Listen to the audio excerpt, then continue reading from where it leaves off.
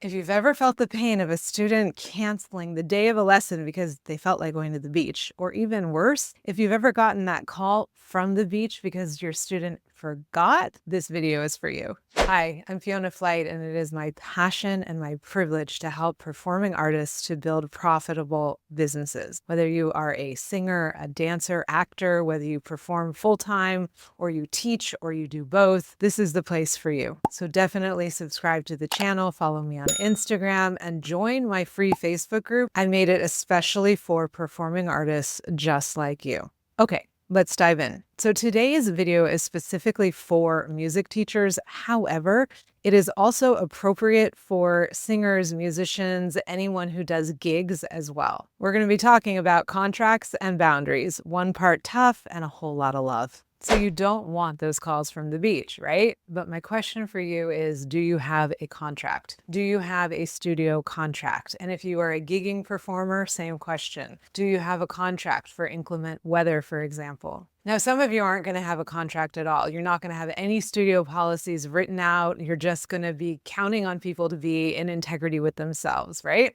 And what I want to say to you is that that's just not enough. It's going to help you. It's going to help your students to set the expectation for what is required in your studio. What is your cancellation policy? And then for those of you who absolutely do have cancellation policies and you have your whole studio contract and you even make students sign it, do you enforce it? Because here's the tough love part. We actually teach people how to treat us. So if you don't want to have those calls from the beach, then your students really do have to understand from the beginning that the expectation is they show up for their lessons or they pay for them. Now, the problem, of course, you may be thinking is, yeah, but Fiona, if I start enforcing my contract, I'll lose students. And I'm not going to sugarcoat this for you. It is possible that you might lose students, but ask yourself, which students are you likely to lose? Are you going to lose everyone, or are you just going to lose those ones that are flaky around time and around money? Because as far as I'm concerned, the moment you start holding firm in your boundaries around your contract, you're going to actually start attracting more of the students who are also in integrity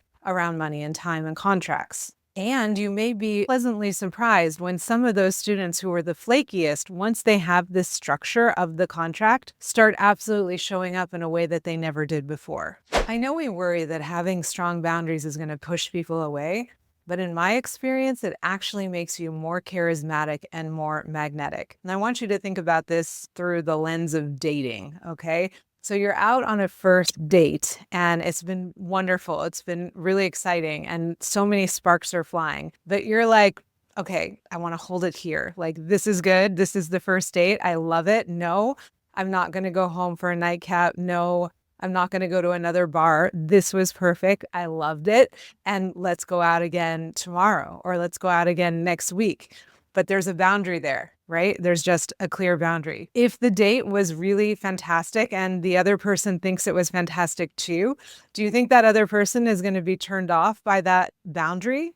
Well, maybe. And again, it's the same thing. If they're turned off by that boundary of like, this was fantastic and I want to just like be in this energy and let's go again tomorrow and maybe take it another step. If they're turned off by that, then were they really the kind of long-term love that you were looking for? Because that long-term love is going to be like, yeah, let's do it again tomorrow. Let's see where this goes. Do you hear what I'm saying? And so when it comes to setting boundaries within your music studio or with clients at your gigs, we're really talking about the same thing. We're talking about having the confidence in yourself to hold a boundary, to respect yourself and respect their ability to respect you.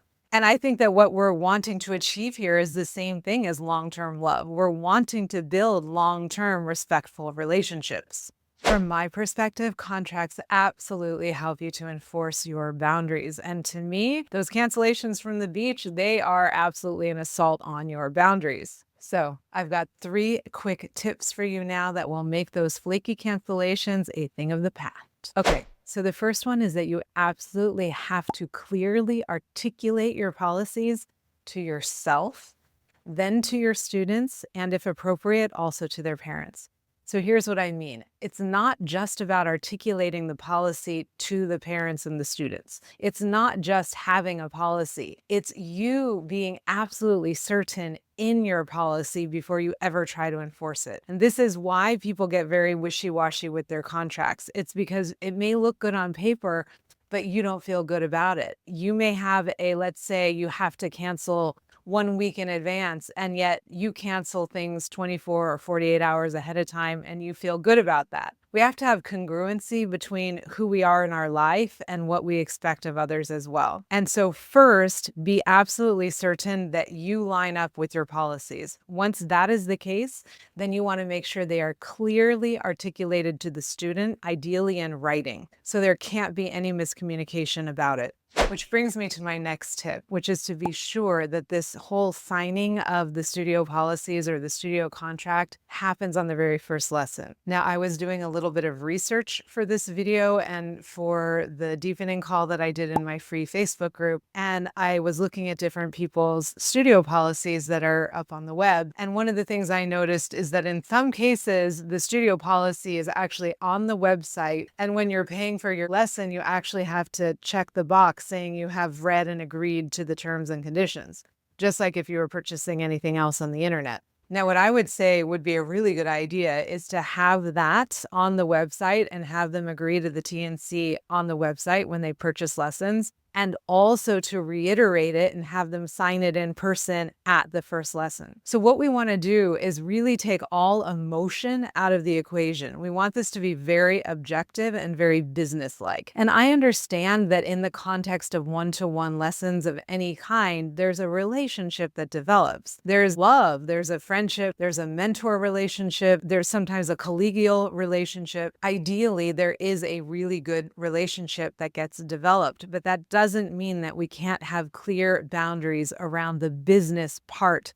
of the relationship. And from my perspective and in my experience, the clearer those business boundaries are, the clearer the structure is of the business part of the relationship, the easier it is to form deep connection and friendship within that structure. And for gigging performers, this whole contract part should be part of the booking process. And again, it should coincide with the payments, unless your payment is at the end, in which case it should be at the beginning. And now don't worry whether you've got gigs coming up or you've got lots of students where you never did this. It's not a problem. You can introduce it now if that feels appropriate. Fine. If not, just start implementing this as your new practice for new gigs and students. Okay, so the third thing that you really need to keep in mind is to not telegraph any anxiety or fear or shame or guilt around the contract when you first introduce it. Because when we do this, we subtly introduce that wishy-washy energy that we're trying to avoid. And so if you're feeling any of that kind of guilt or anxiety about the contract or enforcing it, I suggest that you refer back to tip number 1 and get more certain, get more convicted in your sense of certainty that yes, this is the policy that you firmly stand behind. Because your clients, your students, they are going to feel your certainty, and from that certainty, they will gain certainty. And this is what we want in order to not ever need to enforce our boundaries, because people just know them and respect them from the very beginning. Doesn't that sound good? Now I've got 2 questions for you. Would you like to know exactly what to put in your studio contract? If that is a yes, then come back next week because that's the topic of the next video. And if you are a gigging performer, and I'm imagining if you are and you watched all of this, then probably you do both, just like I always did. Would you like a PDF specifically for your gigs? Because I had one. I did lots of weddings and parties and funerals and all kinds of concerts that I was responsible for creating the contract for. So I could create a PDF template for you as well. Let me know in the comments if that would be something that you would find valuable. This topic of studio contracts and gigging contracts and basically enforcing boundaries in general was really popular on my social media. And so I did a deepening call inside of my free Facebook group, which you can find just by hopping into my free Facebook group. The link is in the description and clicking on the guide section at the top of the group, where you're going to find a bunch of cool deepening calls. And the other thing is that if you're finding this content valuable and you have colleagues, if you have musician, artist, actor, colleagues who you think would benefit, then please share this video, share the channel, share the free Facebook group with them. So together we can start really smashing that paradigm of starving artists forever and instead create a whole new reality of profitable performers. And now, as always, go out into the world and shine your light. You have a voice. You deserve to be heard, and the world deserves to hear you.